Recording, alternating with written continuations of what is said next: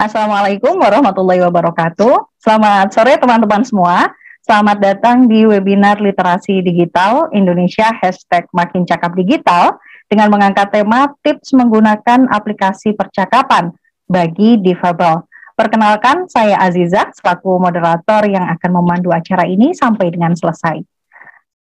Pada kesempatan ini, Kemenkominfo dan Gerakan Nasional Literasi Digital Siberkreasi akan mengadakan sesi webinar Indonesia #Makin Cakap Digital dengan tema tips menggunakan aplikasi percakapan bagi difabel.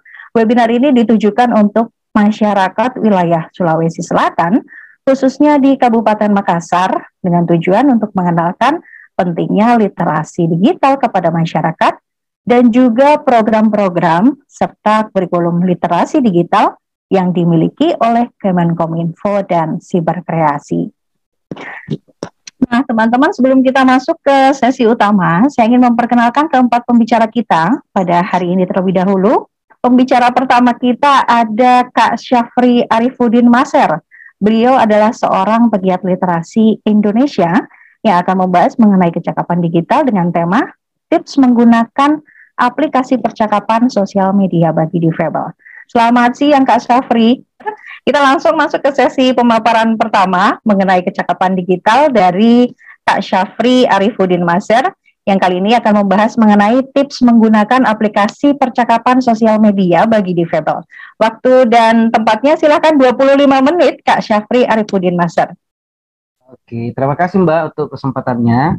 Dan pada siang hari ini saya akan membahas mengenai materi terkait dengan bagaimana teman-teman difabel itu menggunakan aplikasi percakapan media sosial.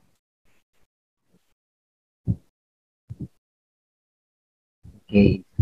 Nah, teman-temanku sekalian, ketika kita mendengar kata difabel atau kata disabilitas, kira-kira apa yang paling pertama muncul di benak kita?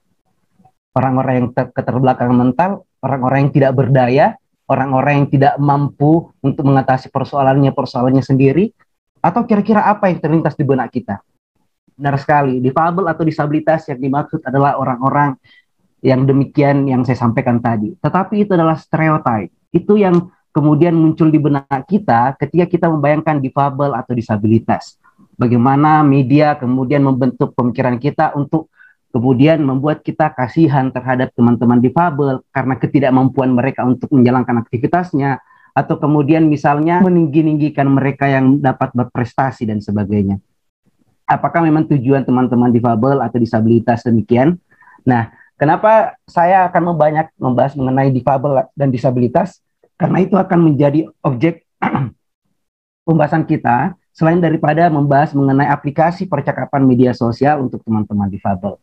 Kita mulai dari difabel atau disabilitas. Kan biasa kita mendapat nih teman-teman, ada kata difabel, ada kata disabilitas, dan kira-kira apa sih kata yang lebih tepat untuk mendefinisikan teman-teman yang memiliki kemampuan yang lain.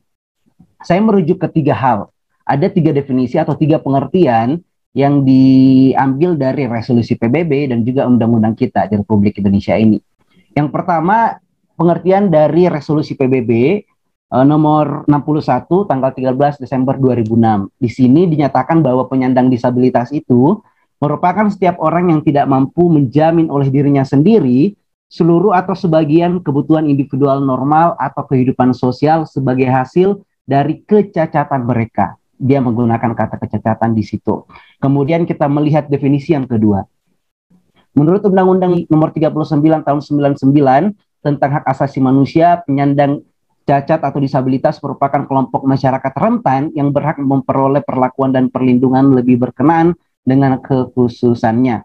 Kemudian yang ketiga, menurut Undang-Undang nomor 11 tahun 2009 tentang kesejahteraan sosial, menyatakan bahwa penyandang disabilitas itu digolongkan sebagai bagian dari masyarakat yang memiliki kehidupan yang tidak layak secara kemanusiaan dan memiliki kriteria masalah sosial. Kira-kira dari 3 pengertian itu, ada hal-hal yang sepertinya perlu mengalami yang disebut sebagai penyorasi makna atau penghalusan makna. Mengapa? Karena dari penjabaran atau dalam bahasa-bahasa akademik kita, ketika kita menjabarkan buat teman-teman difabel, kita selalu menggunakan kata cacat. Sementara cacat itu adalah kata yang sepertinya perlu diganti katanya menjadi difabel. Kita ke slide berikutnya. Ada perbedaan antara difabel dan disabilitas. Dari 3 penjelasan tadi yang saya sampaikan, dari 3 pengertian tadi, itulah mengapa kata difabel itu muncul. Di slide saya, ini tentang difabel dan disabilitas. Difabel sebagaimana yang saya sampaikan tadi adalah upaya untuk mendefinisikan teman-teman difabel itu seperti apa. Mereka diambil dari, atau kata difabel ini diambil dari kata bahasa Inggris. Itu different ability, yang kemudian membentuk sebuah akronim difabel. Jadi mereka ini adalah orang-orang yang memiliki kemampuan berbeda dalam menjalankan aktivitasnya. Ini lebih inklusif pengertiannya ketimbang misalnya kalau kita bilang dia sebagai teman-teman yang cacat dan sebagainya. Kemudian disabilitas itu diambil dari akar kata yang sama dalam bahasa Inggris yang disebut sebagai disability. Nah, kalau kita melihat definisinya, maka disability ini masih agak cenderung kurang tepat kita pakai untuk mendefinisikan teman-teman kita yang difabel. Karena disability artinya disable atau ketidakmampuan, ketidakberdayaan, ketidakbisaan dan sebagainya. Sehingga marilah kita mulai dari sekarang berupaya untuk mendefinisikan teman-teman kita itu sebagai difabel. Mengapa? Karena teman-teman difabel sebenarnya kita hanya perlu memberikan kesempatan kepada mereka, kesempatan yang sama dengan kita sebagai orang yang utuh, sebagai manusia yang utuh. Kita tidak perlu mengasihani mereka karena empati atau simpati yang kurang tepat kita berikan kepada mereka justru akan membuat mereka selalu menjadi manusia nomor 2 dan sebagai subordinat begitu. Jadi kita harus pelan-pelan mengupayakan diri mengubah mindset kita terhadap teman-teman difabel. Nah, sebelum masuk ke dalam pembahasan kita mengenai aplikasi percakapan atau media percakapan yang dipakai untuk teman-teman difabel, ada alangkah lebih baiknya kita mengetahui lebih dulu apa yang disebut sebagai difabel dalam berbagai bentuk. Karena ada 4 gangguan atau 4 difabel yang kira-kira bisa kita ketahui. Yang pertama adalah teman-teman yang mendapatkan gangguan intelektual. Jadi, penderita gangguan intelektual itu penderitanya mengalami beberapa gangguan termasuk gangguan untuk berkomunikasi, belajar, dan juga mengelola informasi. Kalau teman-teman melihat autisme atau teman-teman melihat teman-teman yang lain itu mengidap penyakit yang biasa orang sebut sebagai kembar sedunia, maka itu adalah gangguan intelektual, ketidakmampuan untuk mengolah informasi yang dia terima, tidak mampunya untuk belajar dan sebagainya. Kemudian ada yang disebut sebagai difabel fisik. Difabel fisik ini adalah orang yang hidup dengan gangguan fisik yang mengalami difabel fisik yang biasanya bersifat permanen. Kalau teman-teman misalnya melihat ada teman kita yang menggunakan tongkat atau mereka yang menggunakan kursi roda atau teman-teman kita yang menggunakan alat bantu lainnya karena anggota tubuhnya tidak sempurna, maka itu disebut sebagai difabel fisik. Sementara ada yang disebut sebagai gangguan mental. Gangguan mental ini kondisi yang mempengaruhi seseorang pada sistem pemikiran, interaksi sosial, dan perilaku. Teman-teman yang melihat orang berjalan di depan rumah tidak mengenakan pakaian, nah itu disebut sebagai gangguan mental. Atau teman-teman yang mengidap bipolar disorder, mengidap skizofrenia, itu dianggap sebagai gangguan mental. Dan itu masuk dalam kategori difabel. Serta yang terakhir adalah gangguan sensorik. Gangguan sensorik ini adalah teman yang memiliki kekurangan yang mempengaruhi salah satu atau lebih dari indera dalam tubuh.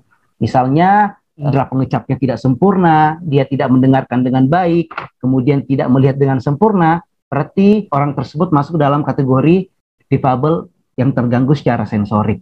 Itu beberapa contoh-contoh difabel. Jadi difabel itu tidak satu saja, tetapi memiliki dimensi yang luas. Artinya memiliki penyebab-penyebab yang banyak, tidak hanya satu saja. Kita masuk ke dalam pembahasan yang paling penting kiranya di hari ini buat teman-teman yang penasaran kira-kira bagaimana teman-teman difabel kita ini menggunakan media sosial. Kita bisa lihat di slide yang saya tampilkan ini ada Instagram dan Facebook. Nah, Instagram dan Facebook sekarang itu sudah bisa digunakan untuk teman-teman difabel.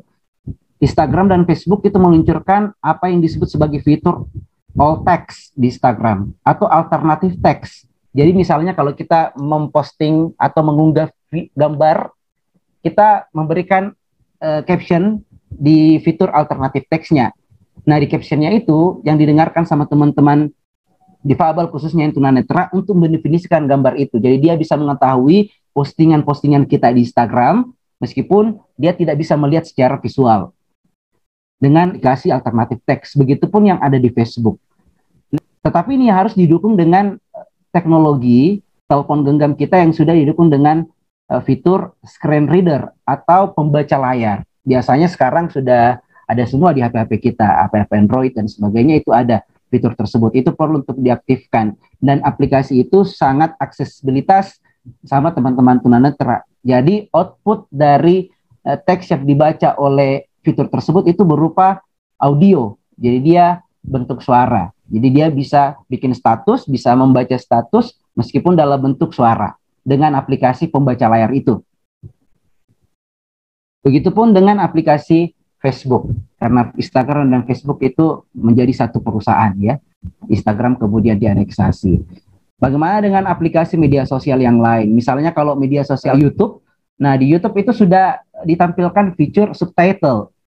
Subtitle itu memudahkan buat teman-teman yang tunarungu untuk bisa menikmati video-video yang ada di dalam YouTube. Selain daripada itu, sudah banyak konten kreator yang membuat konten-kontennya yang ramah terhadap teman-teman difabel, atau dalam kata lain disebut sebagai universal design.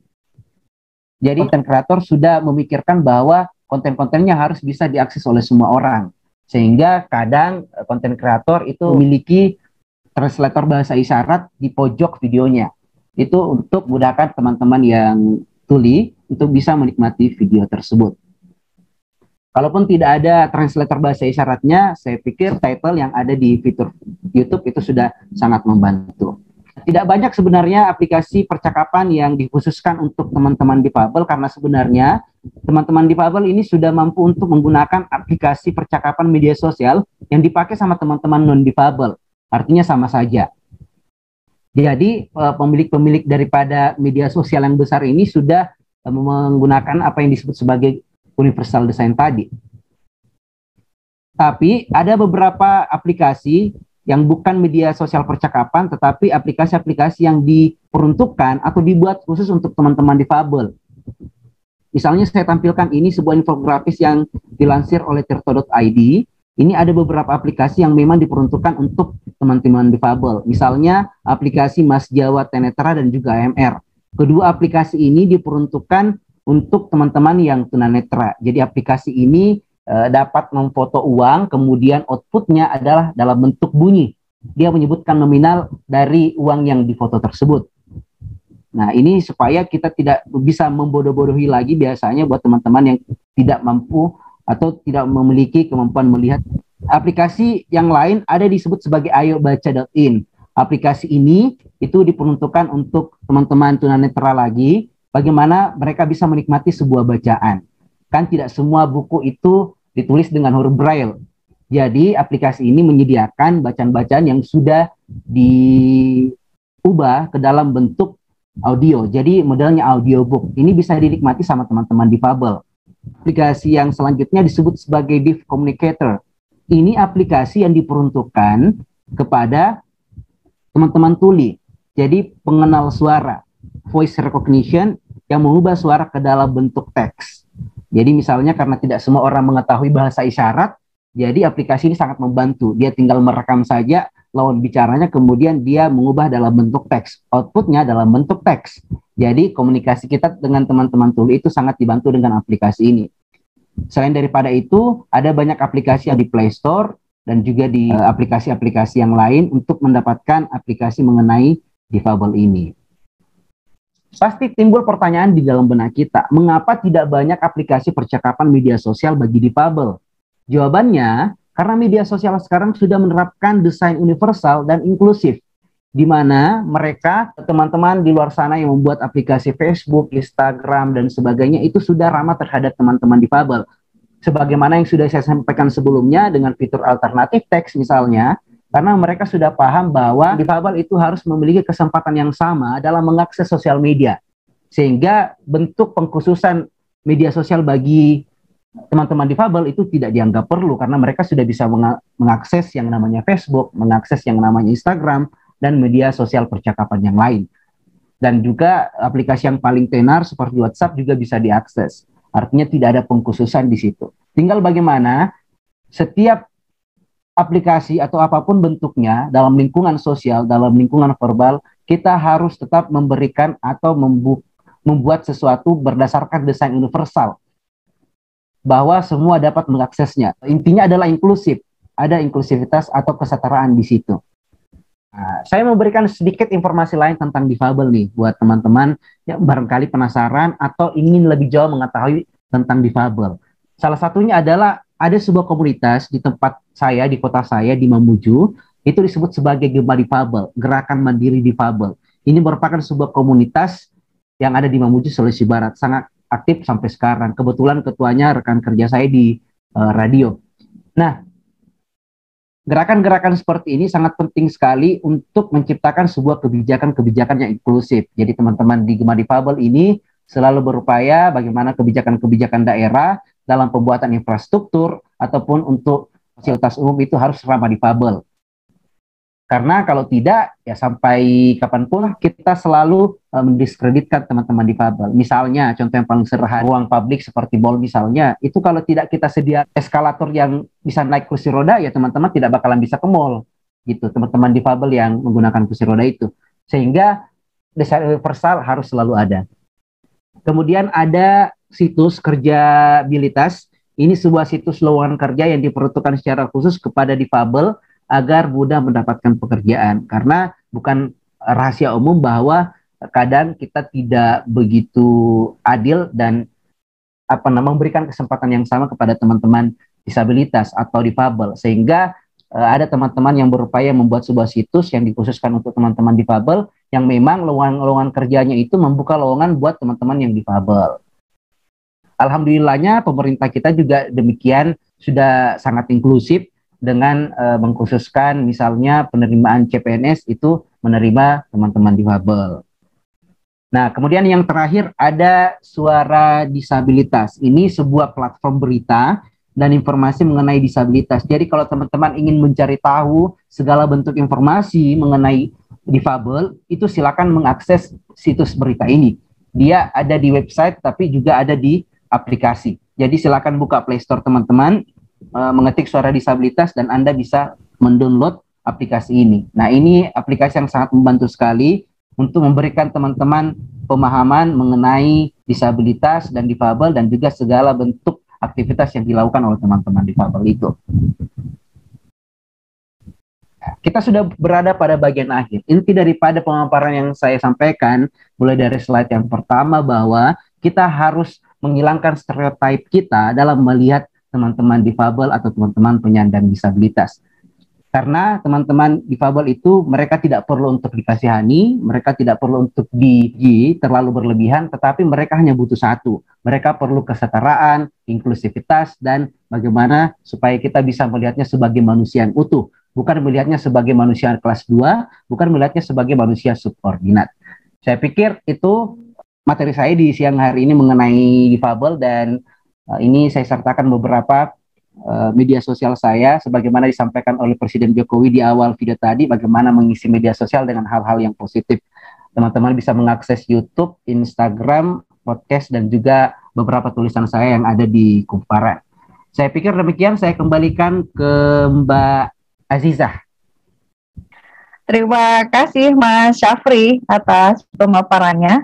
Ini menarik sekali ya, ternyata memang sudah banyak banget ini aplikasi fitur-fitur ya, fitur-fitur yang ada di beberapa aplikasi ini sudah universal dan sudah mulai inklusi begitu ya, Mas Syafri ya? Ya betul Mbak.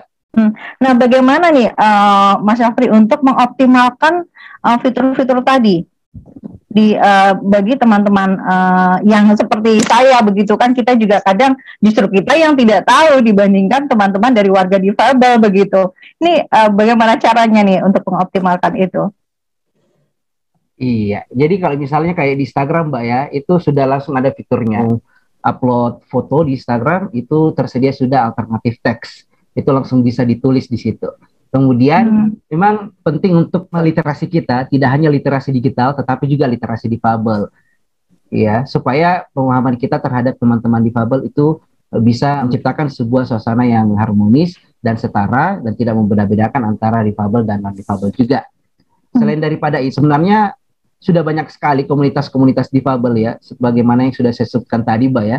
Dan di dalamnya itu sebenarnya tidak semua orang difabel, jadi kadang komunitas-komunitas tersebut juga banyak teman-teman aktivis difabel yang sebenarnya non-difabel.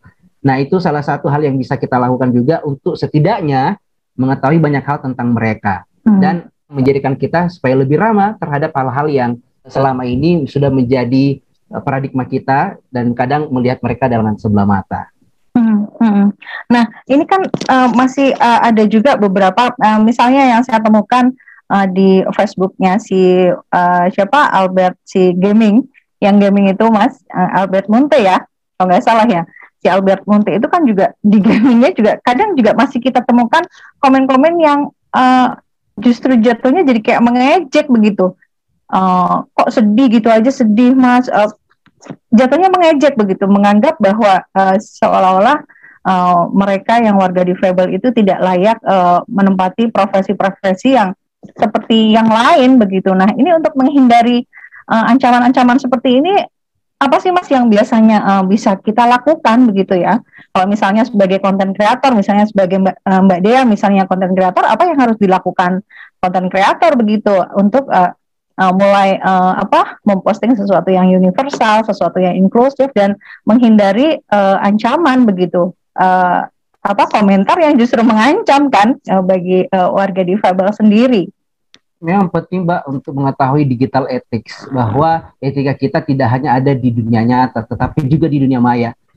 Dan ini memang tidak bisa dipungkiri bahwa warganet kita itu se Asia Tenggara yang paling komentarnya paling kasar ya, paling kasar, dan bahkan the power of warganet Indonesia itu bahkan bisa membuat satu orang kemudian tidak bermain media sosial lagi gitu.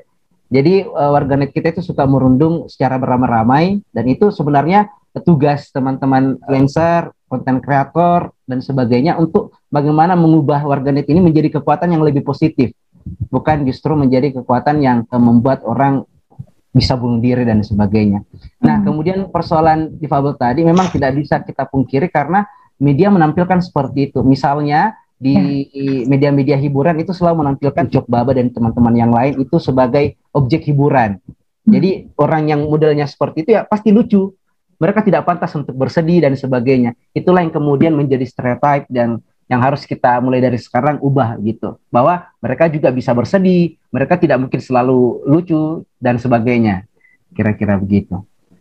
Baik, terima kasih banyak ya Mas Syafri Arifuddin Maser tentang paparannya ini terkait mulai dari aplikasi percakapan sosial media dan bagaimana cara kita untuk mengubah stereotip terhadap warga difabel, begitu ya Mas Syafri Arifuddin Maser. Ini yang pertama, kita sudah ada penanya Vicky Imelda Piliana. Ini bertanya kepada Mas Syafri, begini Mas Syafri, izin bertanya, menurut Anda apakah aplikasi percakapan digital yang sekarang digunakan di Indonesia bisa dikatakan sudah ramah untuk difabel? Jika belum, apa saran yang dapat Anda berikan untuk meningkatkan kemudahan difabel dalam menggunakan aplikasi percakapan? Silakan Kak Syafri. Berdasarkan pengalaman dan juga apa yang sudah kita pakai hari ini, itu media sosial yang sekarang itu sudah sangat ramah terhadap difabel dalam beberapa hal ya. Karena memang pembuat-pembuatnya juga sangat paham dengan isu-isu difabel ini, seperti misalnya yang sudah saya sampaikan sebelum-sebelumnya. Nah, tinggal bagaimana misalnya ketika dia bukan membentuk sebagai sebuah aplikasi media percakapan, kan sudah banyak aplikasi meskipun bukan media percakapan yang memang dibuat khusus untuk teman-teman difabel, untuk aksesibilitasnya dipakai oleh teman-teman difabel untuk memudahkan aktivitas-aktivitasnya dengan different ability tadi, dengan kemampuan yang lain tadi itu. Jadi tidak ada lagi alasan misalnya tidak bisa mengakses ketika sudah dibuatkan aplikasi-aplikasi yang memudahkan. Kira-kira seperti itu. Baik, semoga itu sudah menjawab pertanyaan dari Vicky Imelda ya Kak Vicky. Dan ini ada penanya kedua, ada Ahmad Donion, masih kepada Kak Syafri. Difabel di Indonesia cenderung dianggap sebelah mata oleh beberapa pihak.